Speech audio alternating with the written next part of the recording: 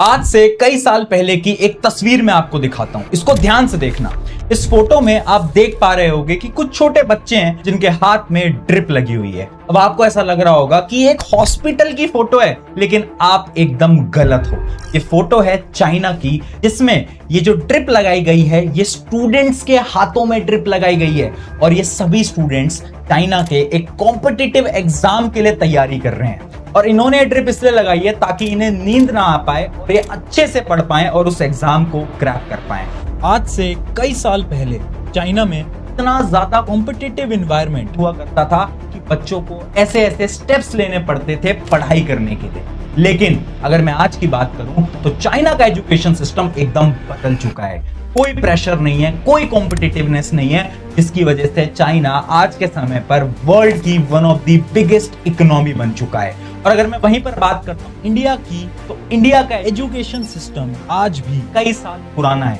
आज भी हम बच्चों के ऊपर बहुत ज्यादा प्रेशर बनाते हैं, बहुत ज्यादा कॉम्पिटिटिव एनवायरनमेंट बनाते हैं। अगर मैं एक रिपोर्ट की मानूं तो इंडिया के अंदर 2023 में सिर्फ कोटा जैसे एक छोटे शहर के अंदर 23 से ज्यादा बच्चों ने सुसाइड कमिट करा था। और रीजन सिर्फ एक था कि उन बच्चों से एक कॉम्पिटिटिव एग्जाम क्रैक नहीं हो पाया। सवाल यह आता है कि चाइना ने तो खुद को बदल लिया, लेकिन हम खुद को कैसे बदल पाएंगे? और आखिर इंडिया और चाइना के एजुकेशन सिस्टम के अंदर क्या क्या डिफरेंसेस हैं? तो चलिए इनको समझते हैं आज एकदम डिटेल में। Problem with the entire system of Indian education is rigged. People don't study to learn. People study to get to ace an exam. I was part of that too. इस चबूतरे के चारों तरफ ब्लैक बोर्ड नजर आएंगे और ये लोग अच्छे से पढ़ाई नहीं हो पा रहा है क्योंकि यहाँ पर कम टीचर लोग हैं।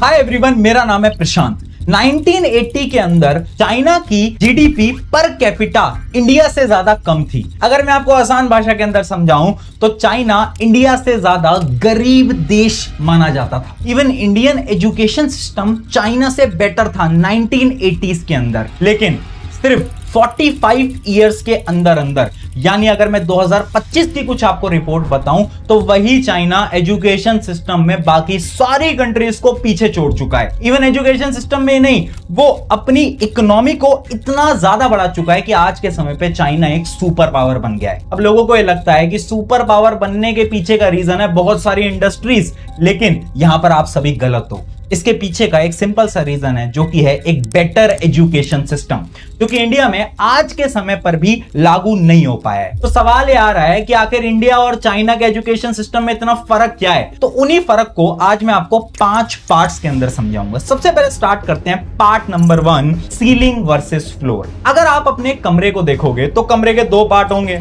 एक होगा उसका सीलिंग और एक होगा उसका फ्लोर। सीलिंग यानी छत, फ्लोर यानी ग्राउंड। अब मुझे एक बात बताओ, एक कमरे को बनाने के लिए पहले सीलिंग बनाओगे या फिर पहले फ्लोर बनाओगे? ऑब्वियस सी बात है, पहले हम फ्लोर बनाएंगे, उसके बाद हम सीलिंग बनाएंगे। लेकिन इंडियन एजुकेशन सिस्टम में यही दिक्कत। इसी चीज को मैं आसान भाषा में समझाता हूं। एजुकेशन भी ना 3 पार्ट्स के अंदर डिवाइडेड होती है। सबसे पहले होता है प्राइमरी एजुकेशन, फिर आता है सेकेंडरी एजुकेशन एंड देन आता है टर्शियरी एजुकेशन। प्राइमरी एजुकेशन का मतलब है कि वो बच्चे जो कि बहुत छोटी क्लासेस में पढ़ रहे हैं, सेकेंडरी यानी 9th-10th वाली क्लासेस, और टर्शियरी एजुकेशन के अंदर आती हैं यूनिवर्सिटीज जैसे कि IIT, एम्स।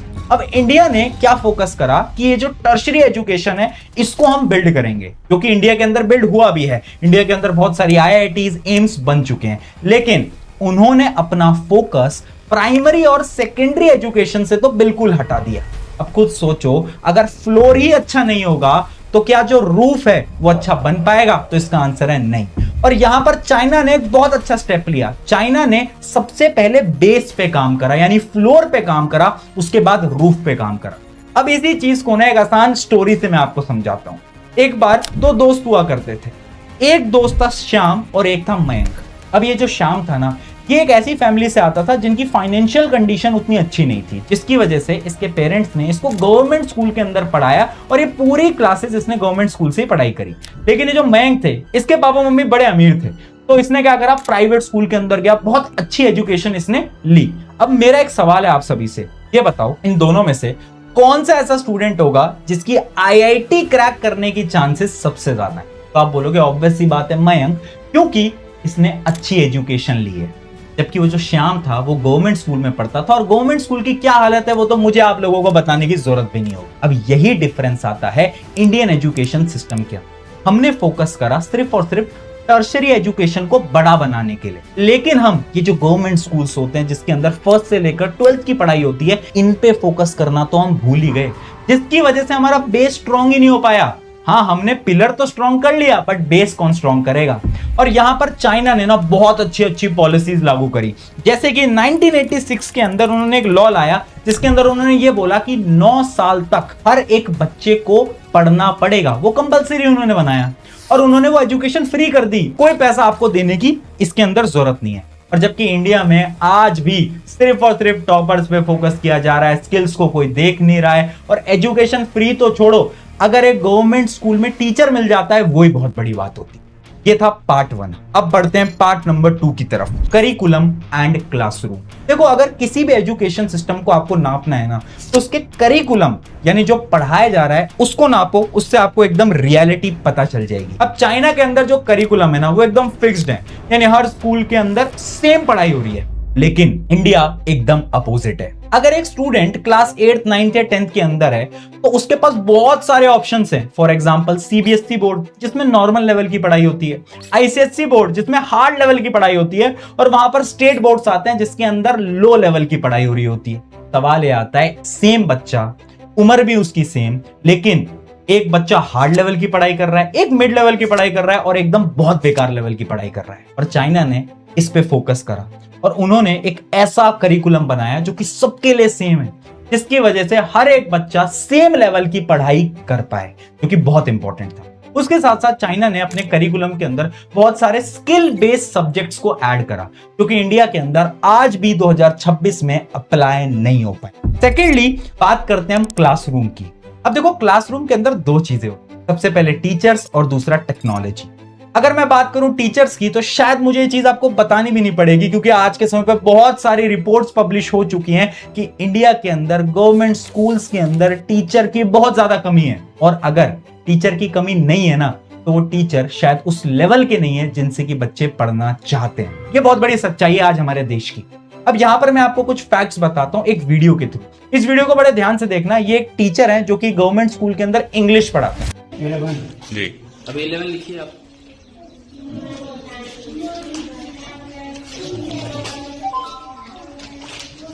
स्पेलिंग पढ़ते जाइएगा सर, एक बार दोहरा दीजिएगा स्पेलिंग को। बच्चों से बोलकर स्पेलिंग एक बार बताइएगा सर। AVENE। अगर आपने इस वीडियो को ध्यान से देखा तो आपको पता चल रहा होगा कि इनको खुद को इंग्लिश बोलना नहीं आता, बट ये इंग्लिश के टीचर हैं। अब सवाल ये आता है कि अगर हमारे टीचर्स को ही सब्जेक्ट पढ़ाना नहीं आएगा तो आखिर वो बच्चों को समझाएंगे कैसे। जबकि चाइना के जितने भी टीचर्स होते हैं वो वेल क्वालिफाइड होते हैं, जो कि अच्छे से बच्चों को पढ़ा पाते हैं। दूसरी बात करते हैं टेक्नोलॉजी की। देखो, चाइना के अंदर टेक्नोलॉजी तो बहुत आगे निकल चुकी है। स्कूल्स के अंदर भी वो डिजिटल बोर्ड्स के थ्रू पढ़ाए जाते हैं, लेकिन आज भी इंडिया के अंदर अगर आप किसी भी गवर्नमेंट स्कूल के अंदर चले जाओगे तो उसके अंदर आपको 80 से 90% स्कूल में डिजिटल बोर्ड दिखेगा भी नहीं। हम 2026 के अंदर जी रहे हैं जहां पर लैपटॉप वगैरह सब कुछ कंपलसरी हो चुका है, लेकिन आज भी गवर्नमेंट स्कूल जाने वाले बच्चे को लैपटॉप चलाना तक नहीं आता। अब आते हैं पार्ट 3 की तरफ, लोग क्या कहेंगे। अभी तक हमने बात करी इंडियन एजुकेशन सिस्टम बहुत बेकार है, गवर्नमेंट के फेलियर्स हैं वगैरह वगैरह, लेकिन एक सबसे बड़े फेलियर के बारे में तो हम बात करने ही भूल गए, जो कि है हमारे खुद के पेरेंट्स। क्योंकि इंडियन पेरेंट्स चाहते हैं कि उनके बच्चे सक्सेसफुल हों, वो उनका नाम रोशन करें। इसकी वजह से एक बच्चा इतनी ज्यादा टेंशन में चला जाता है कि वो कुछ ऐसे कदम उठा लेता है जो कि उसको बिल्कुल नहीं उठाने चाहिए। अब इसी के ऊपर ना एक बहुत डिफरेंट स्टडी कंडक्ट करी गई थी, जो कि मैं आज आप सभी को बताना चाहता हूं। एक बार क्या करा था, 16 देशों के पेरेंट्स को बुलाया गया, अलग अलग 16 देश, और उनसे ना कुछ 3 सवाल पूछे गए। और सवाल ये उनसे पूछे गए कि आपको क्या लगता है कि आपके बच्चे के लिए सबसे इंपॉर्टेंट क्या है, और उनको 3 ऑप्शन दिए, आपके बच्चे की खुशी, आपके बच्चे की हेल्थ, या फिर आपका बच्चा कितना सक्सेसफुल होता है। और शॉकिंगली इंडियन पेरेंट्स में से 51% इंडियन पेरेंट्स ने यह बोला कि हमारा बच्चा कितना सक्सेसफुल होता है वो सबसे इंपॉर्टेंट है। और जबकि चाइना या फिर बाकी सभी देशों के पेरेंट्स ने पता क्या बोला, हमारे बच्चे की खुशी इंपॉर्टेंट है या फिर उसकी हेल्थ इंपॉर्टेंट है। और यही आज के समय की डार्क रियलिटी। सबके पेरेंट्स ये चाहते हैं कि उनका बच्चा सक्सेसफुल हो, ताकि वो सब लोगों को फोन करके बता पाए कि देखो हमारे बच्चे ने तो इतना कुछ अचीव कर लिया। जबकि उस बच्चे की खुशी के ऊपर कोई बात नहीं कर रहा है, उस बच्चे की हेल्थ के ऊपर कोई बात नहीं कर रहा है। और जब तक हम ये बात नहीं करेंगे तब तक हम कभी भी चाइना के लेवल पे नहीं पहुंच पाएंगे। लेकिन एक फ्लॉ हमारे अंदर भी है, यानी इंडियन पेरेंट्स के अंदर भी है, कि वो लोग अपने बच्चे की खुशी से ऊपर उसकी सक्सेस को प्रायोरिटी देते। आई होप इस वीडियो के थ्रू शायद इंडियन पेरेंट्स थोड़ा बहुत अपने अंदर बदलाव ला पाए। अब बढ़ते हैं पार्ट 4 की तरफ, स्किल बेस्ड एजुकेशन।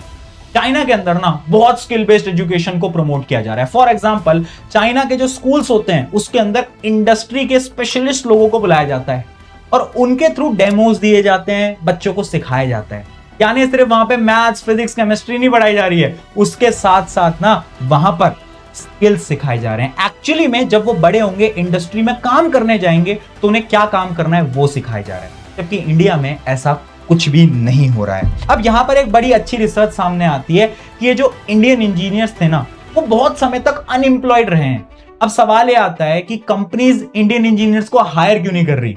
तो कंपनीज ये बोलती हैं कि हमें तो हायरिंग करनी है, लेकिन आपके इंजीनियर्स को स्किल्स ही नहीं आते। इनको किताबी नॉलेज तो पूरी है, बट इनको जब तक स्किल्स नहीं आएंगे हम इनको हायर कैसे करें? यानी प्रॉब्लम है स्किल बेस्ड एजुकेशन की, जो कि इंडिया के अंदर बिल्कुल नहीं है। इसके ऊपर ना एक और रिसर्च करी थी, मैं आपको वो भी बताता हूं। एक टेस्ट कंडक्ट किया जाता है ग्लोबली हर एक देश के अंदर, जिसका नाम है पीसा।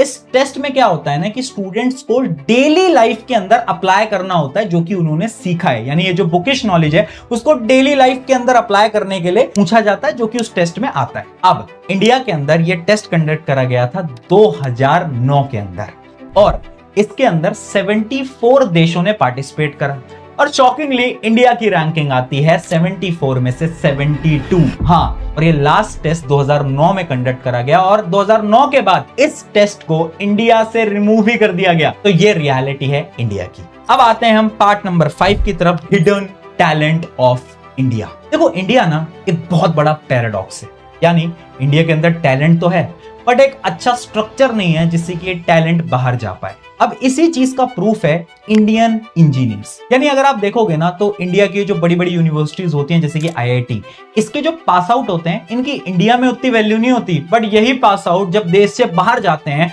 तो बड़ी बड़ी कंट्रीज के बड़े बड़ी जो कंपनीज होते हैं उनको लीड करते हैं। और इसके सबसे बड़े एग्जाम्पल है सत्य नडेला, जो कि इंडिया के ही है, बट माइक्रोसॉफ्ट के CEO बने बैठे हैं। एक और एग्जांपल मैं आपको बताता हूं, सुंदर पिचाई, आपने नाम तो सुना ही होगा, ये गूगल के CEO हैं। कहां से पास आउट हैं? IIT के पास आउट हैं। एक और मैं आपको एग्जांपल देता हूं, अरविंद कृष्णा, ये भी IIT के पास आउट हैं, और आज के समय पे ये IBM के CEO हैं। यानी देखो, इंडिया के अंदर टैलेंट की कमी तो बिल्कुल भी नहीं है, हाँ, बस सिस्टम में फ्लॉज हैं। और ये सिस्टम का फ्लॉ पता है आया क्यों? क्योंकि ये जो सिस्टम है ना, इसमें सिर्फ और सिर्फ बच्चों को प्रेशराइज कराया जाता है, उनकी मेंटल हेल्थ पे कोई बात ही नहीं करता। अगर मैं तुम्हें आज से कई साल पहले लेके चलूं ना, तो ये इंडिया यानी भारत ही सबसे पहला देश था जिसने इस पूरे वर्ल्ड के अंदर एजुकेशन सिस्टम को लाया था। और वो एजुकेशन सिस्टम था द इंडियन गुरुकुल सिस्टम। ये वो सिस्टम था ना जिसमें पढ़ाई कराई जाती थी, स्पोर्ट्स होता था, मेंटल हेल्थ के लिए योगा होता था, सब कुछ होता था। लेकिन आज पता नहीं क्यों इस सिस्टम को पूरी तरीके से तोड़ दिया गया है। स्कूल्स के अंदर पढ़ाई तो कराते हैं, बट उनके फिजिकल वेलबींग, मेंटल वेलबींग पे पता नहीं क्यों फोकस नहीं करा जाता। एंड आई होप इस वीडियो के थ्रू बहुत सारे लोग इसके ऊपर कुछ स्टेप्स ले पाएंगे एंड इंडियन एजुकेशन सिस्टम को भी चाइना के लेवल तक पहुंचा पाएंगे। अगर ये वीडियो आपको अच्छी लगी है तो इस वीडियो को अपने एक दोस्त के साथ जरूर शेयर करना और मेरी मदद करना इंडियन एजुकेशन सिस्टम के अंदर थोड़े बहुत बदलाव लाने के लिए। शुक्रिया एवरीवन, मेरा नाम है प्रशांत, मिलते हैं नेक्स्ट वीडियो के अंदर।